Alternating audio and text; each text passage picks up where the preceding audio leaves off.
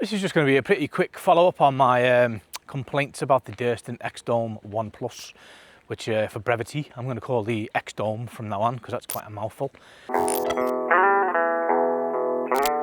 So I'll just do a really quick summary about what the issue was. Essentially, one of the corners is quite a lot shorter than the rest, which means that the inner and the outer on that side are much closer. And the first time I went out for a wild camp in the tent, the inner and the outer were touching basically, and it caused condensation and noise issues. So if you look at the diagram here that's on the Durston website, it shows that there's an equal gap on each of the back corners, but the reality is actually more like this, where you can see that it's much closer on the right hand side and it creates this kind of skewed effect. Now the obvious downside here is that, as you can see here, it's touching the outer fly and causes condensation issues. Dan Durston contacted me directly, which I'm really grateful for, and he explained that actually it is by design and there's a kind of technical reason for it.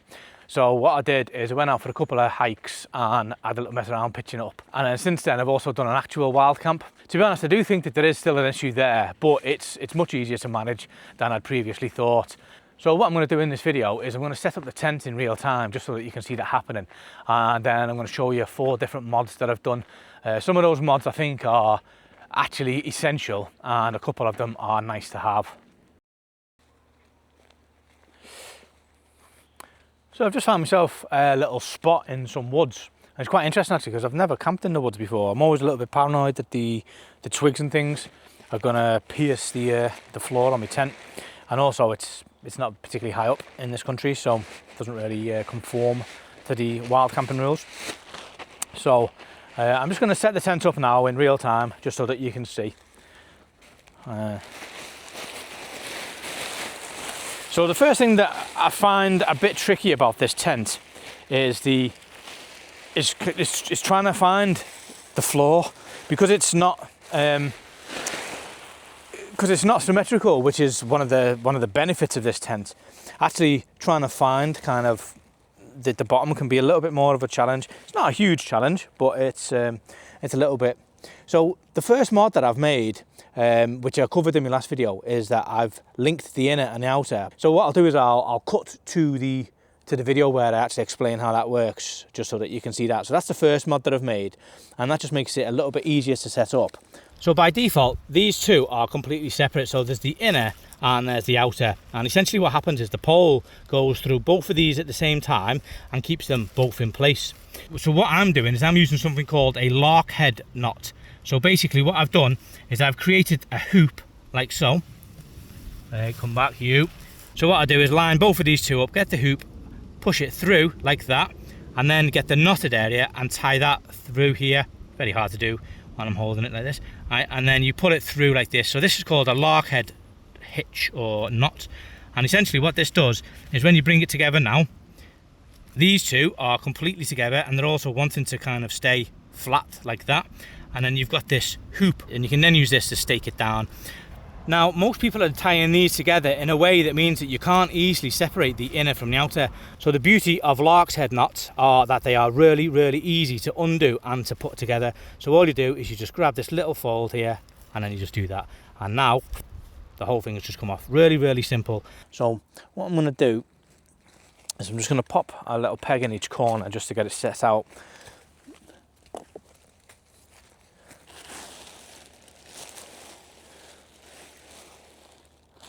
So this corner in particular is where I think the issue is that I have, because it's, as you can see, it's the kind of non-symmetrical design for the inner. So it can be a little bit harder to find because you're kind of dealing with these little cables here. So anyway, one of the things that I find help when you're setting this up is having the corners at a particular angle, definitely for the gap in between on the corners, which is where I'm having the main issue. So I'm just going to kind of roughly set this out now, and then I fully expect to have to alter this once I've got it pitched. So I'm just going to get the poles now. And this is another area where I find the tent a little bit of a faff. Now, I completely understand why it's like this. I'm just used to having kind of cross poles, so you don't have to worry about these really quite intricate structures with your poles that you have to set up. But I think I'll probably grow to like it because it does mean that you're not going to lose any sections, which is, it's never happened to me, to be honest, but you can imagine that it could do.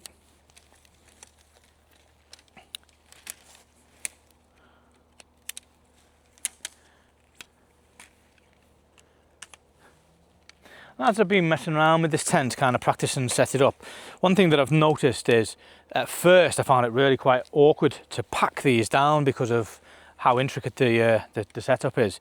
But actually that's really quite easy nowadays, so that's something. And I'll just cover as well, because I need to get this done before I actually start putting the tent up, but you can actually have this section either at the bottom or at the top. But I think that there's a good inch difference between the top and the bottom, so I feel like it's almost going to be a bit more taut if I have it at the top. So that's what I do as standard, really, is I just make sure that I put it at the top. So this is probably a little bit more faffy as well, this part of the pitching. There's some acorns dropping here as well, because you have to kind of slot it in these little tiny holes, rather than sleeves, which is what I'll be used to with like kind of my Trekker tent or with Hillybergs and things like that. It's not too bad, you know what I mean, but it's definitely something that's a bit different. And as you can see over here, what's happened here is this actually came undone. Now I've seen a few videos where that's caused catastrophic damage, so it is something that happens on almost every setup. As you're kind of walking around with this structure, they can actually start coming undone from each other. So it is something that you need to be really, really careful of, because as you start bending it over, if there's anything that's not quite seated properly, it could cause it to damage. And if you're trying to do this in high wind, as I say, I've seen videos where it's caused catastrophic damage and basically they've had to abort. So definitely something to pay attention to, and you can see just how easy that is to happen. So once you've got this part set up now, it's actually really quite quick to bring it up. So what I'm going to do is I'm going to rotate that around so that it's at the top. It might very well flop itself around, and then we just use these clips, which is what I'm used to with Hillyberg and with my Trekker tent.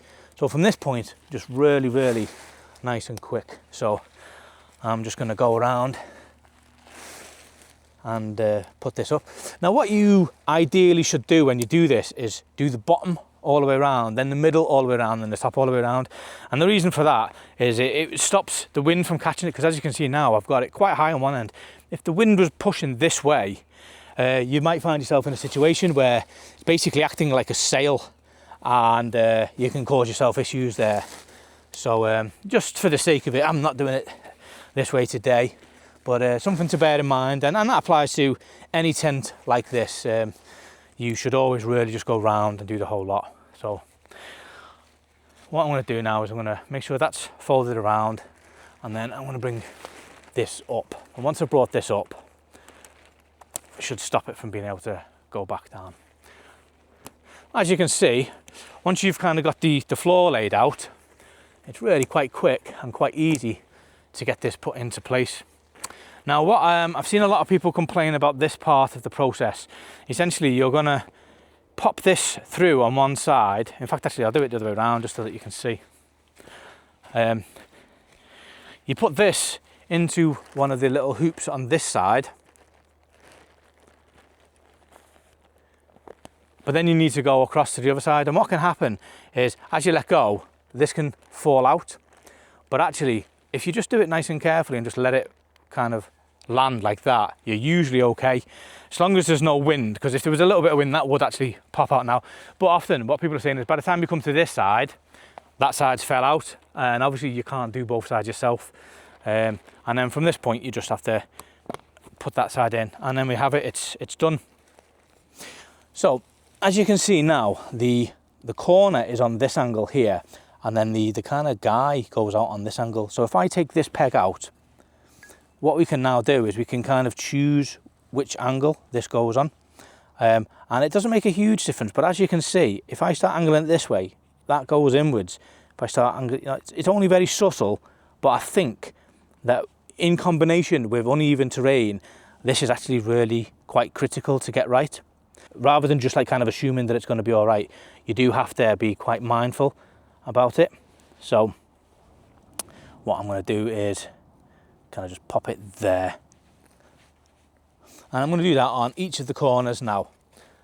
So at the moment now, this is fully tensioned, this is fully tensioned, so the poles are fully tensioned, but because of the difference in the lengths there, you can see that this is touching, and over this side, there's a really quite significant gap. So that's the crux of what my issue is with this tent. Now, if I come over onto this side, I can easily correct that by tensioning this and making it tighter. So as you can see, that's tight now. So now there's a gap there and a gap over there. So I've just moved the camera back now, and as you can see, this side is almost fully tensioned, and that's created the gap there. And on this side, this hasn't been tensioned at all, but there's a kind of still a bigger gap on that side. What I think is a bit of an issue, which you can't really tell because of the angle, is what that's essentially done is this is higher than that side. And I think that there's a risk that that kind of angle that we've got might cause wind to come up on one side and actually create noise. So if I was to bring this down now, so that's fully tensioned now, so this is really quite rigid.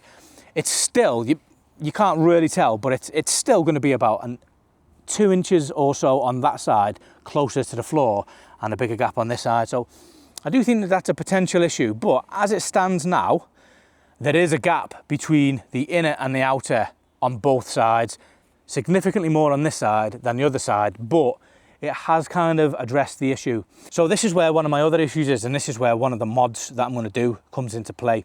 So basically, there's this little tensioner here, which if I kind of put it down there, is going to create, as you can see, pulling it outwards is going to create more of a gap on both sides, which again is going to alleviate the problem of this side being closer than that side. I must stress that no matter how you do this, that side's always going to have more of a gap than this side.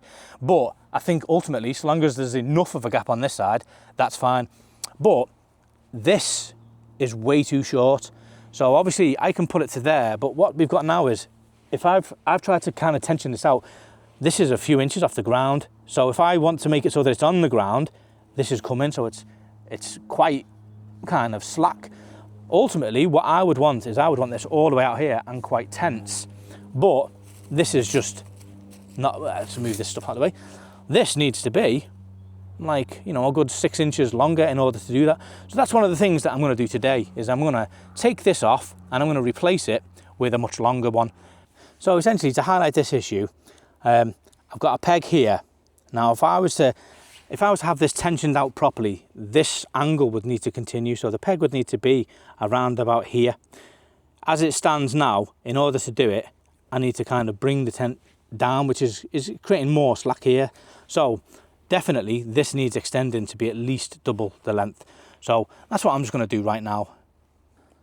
Right, so the way that these work is the tensioner is sewn into the actual tent there. So I should just be able to remove this piece of guy and just replicate what's there. Basically, it's going to be a hoop latched through here and then a little knot to stop it from going any further. So it's going to go up on the side closest to the tent and then over. The over part is going to be the part that has the knot, and that's going to be what you use to pull, and the under part is going to be the part that has the loop. So what I'm going to do is I'm just going to get myself a knife out of my little pouch here, and then I'm going to just cut that off. Just pop that there for now. Now I should be able to just take this out here, put that away so I don't accidentally stab myself or the tent. Pop it back in here, and then I'm just going to open this. Now on the inside here, I've got myself a little kind of selection of guy lines. I'll just get this out. I'll show you this later on actually, so I'll just pop that out of the way. And then there's me little selection of guy lines here. So I've got a light green one, which I think is what I'm going to use. I've got orange, and then I've got a few kind of thinner ones. Now I could go with black, but actually what I'm thinking is, if I go with something a little bit more striking like this green, it's going to kind of let me know at first glance which is the back of the tent. Now I always find it really quite important to do things like that. I could go with the orange, which is quite nice, but I mean, this is not really that important, but I am going to go with the green, I think. Anyway, so I think the other ones are a little bit too thin. and not as kind of contrasting to the black. So I'll just pop that out of the way. So what I should be able to do here is I should be able to get a decent length here, and I should be able to thread this through. So let me see if I can figure out how this works. So yeah, so just pop it through there and then pop it down there. Now if this is right, that I should be able to pull on that. Yeah, there we go. So I can pull on that now and it won't slip through, and then I can use this to tension it. Get myself a little bit of a lighter. So you should, whenever you do things like this, you should always kind of melt the fray. Otherwise it'll just get itself kind of all untangled, and it won't get off a little fly. So get off you. There's quite a lot of fray there, so you shouldn't really need to set it on fire. The heat itself, just so you can see there, just the heat itself near it should be enough. And then once you've done that, give it like a little bit of a twist. And that should be good there now. So I should be able to pull this out now and just do a really simple single knot. And I think as well, the further away you have this knot, the easier it is to have something to pull on. So like I've put that now with like maybe like 2 inches there. So if I pull this tight, that has given me this that I can always kind of pull on. If it's too close, which it actually was at the beginning, it's really quite awkward to get. So now, no matter what, I'll always have this nice amount that I'll be able to pull through. So what I'm going to do now is I'm going to decide how long I want this. I think I would probably just want it as long as possible. Yeah. So what we need to do now is, that's where I've decided that the end is going to be, but I'm also going to need to do a hoop. So I probably would need this much extra to do the hoop. So get my knife out again.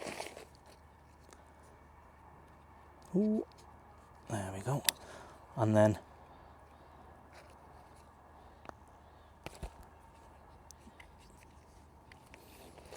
pop this back in here. Right, so we're all done with that. So again, like I did before, I'm going to, and what should happen is the core should kind of melt and create like a nice little end that won't fray. There we go.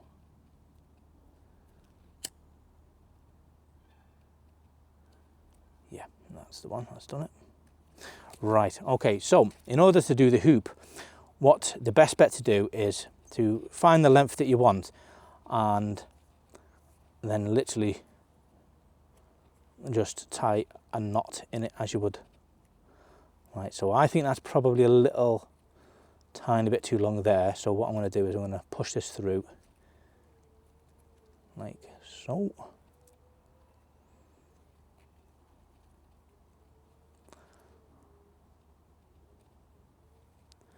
That's it. And just make sure that that's right. So there we go. So now this is extremely long compared to what it was, but that's absolutely fine. You know, you can still pull this all the way through and have it as short as you want. If I take this to its full extent, I can pull this all the way over here, and that creates a ton of gap in between here. I mean, there's a good foot or something under there now, as opposed to how it used to be, which was, that would be the maximum. So the difference between the maximum how it used to be, which is there, and then the maximum to how I can do it now is there. Obviously it creates the height here, but that's not too bad. It's a, you know, it's a 3-season tent anyway.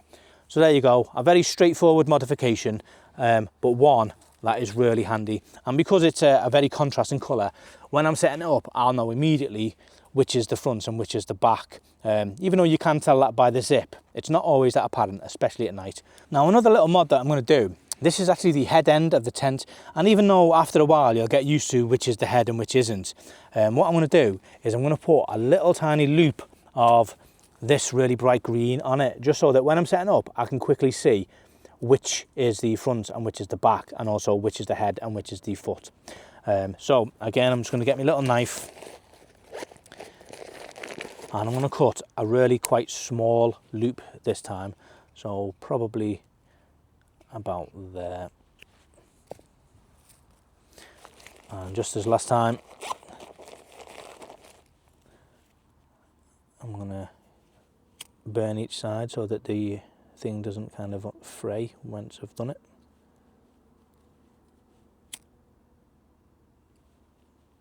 That'll be fine.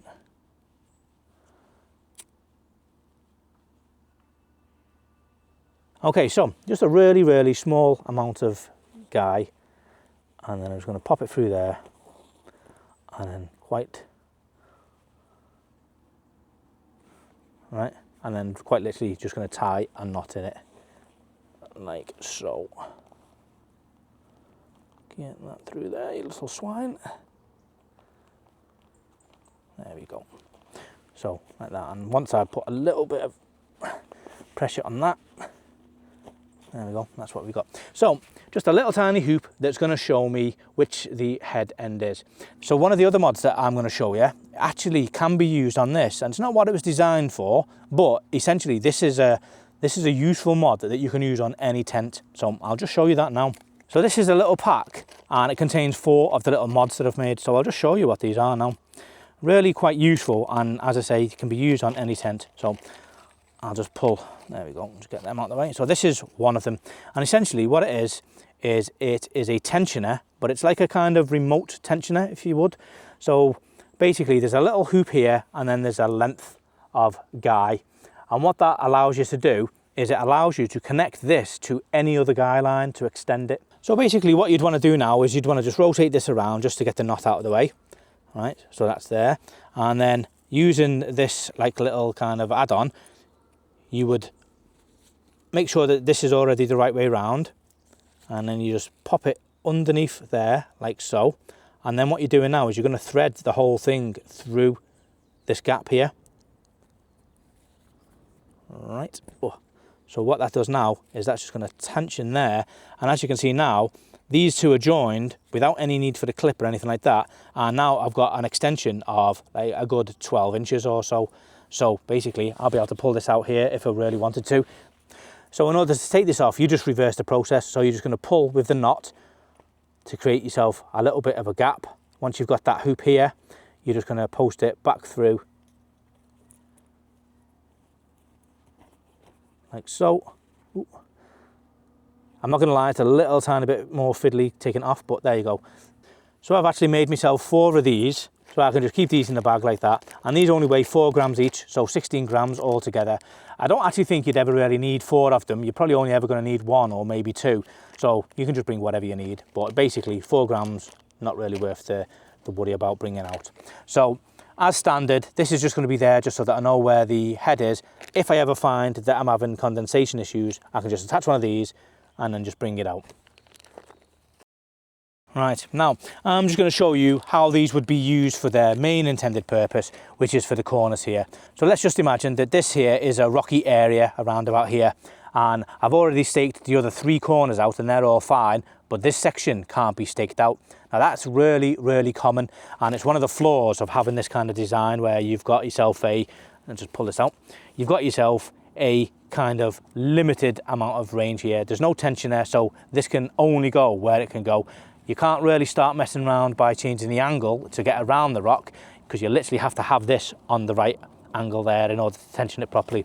So let's say that no matter how much you try, you just keep stabbing into rock and you can't do it.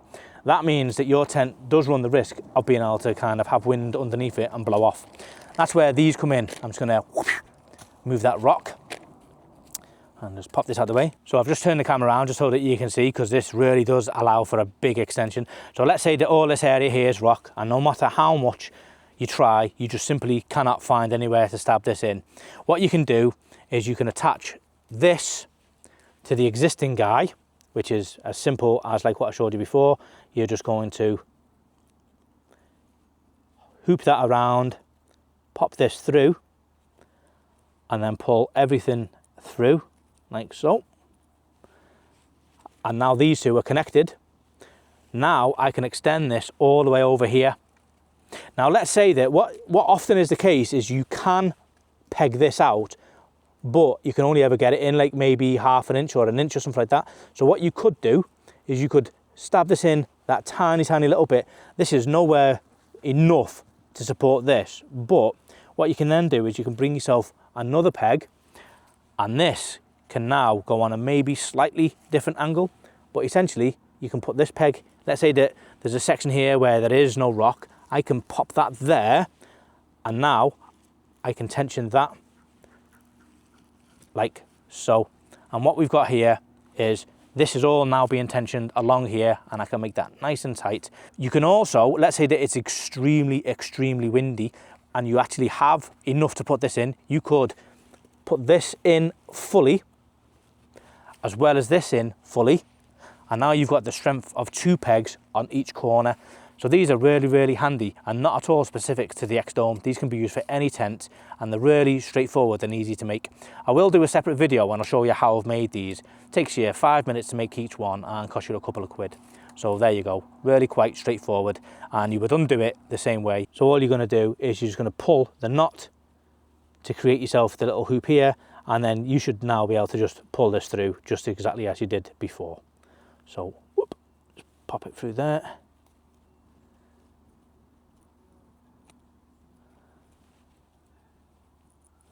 Bring all of this through, and there you go, off. Not hard at all. You know, if you're wearing gloves and it's winter, it might be a little bit more of a pain. And as I said before, I just keep 4 of them in a little tiny bag, and I can just have this in with me pegs and take these with me every time I go on a camp, because you never know when you're going to come across the issue that you cannot get one of your pegs in for the corners.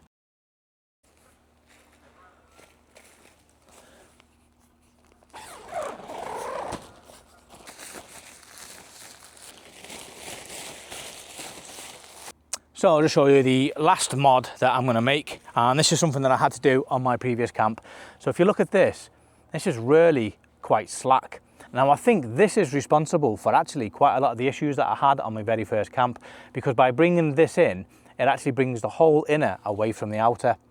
So in order to rectify this, there's a few things that you could do. Firstly, you just unclip it like that. So you could make like a little hoop like that, and then you could sew this together. So what you've essentially done there is you've made it shorter, and as you can see, it's pulling it out. But the way that I did it on my last camp was I literally just tied a few knots, and each time you tie a knot, you're shortening this. So those 2 knots there, just those 2 alone, if I clip that, I've created a significant amount more tension. Now I actually had to do this with 4 knots on my last wild camp. So I would probably advise just doing this method, because if I was to have sewn the hoop that I needed for my first wild camp, on this particular wild camp, that would probably be too tight. So you can easily do and undo the number of knots that you need. So for this example, I need the 2. If I didn't need the 2, I would just undo one of these knots here. So there you go. That's the 4th and final mod, and really quite straightforward.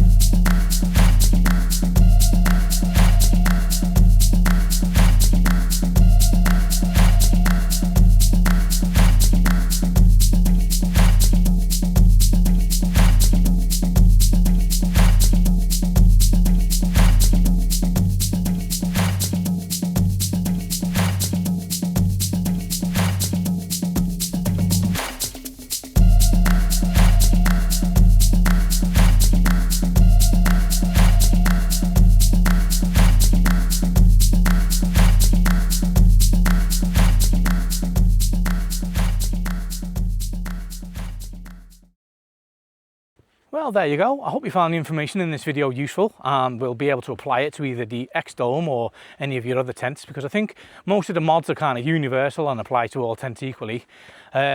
Overall, I think that my opinion of the X-Dome has changed quite a lot since I had the first wild camp in it, obviously. I think with a little bit of fiddling and a little bit of tensioning, you actually can get it sorted, so it's not too bad.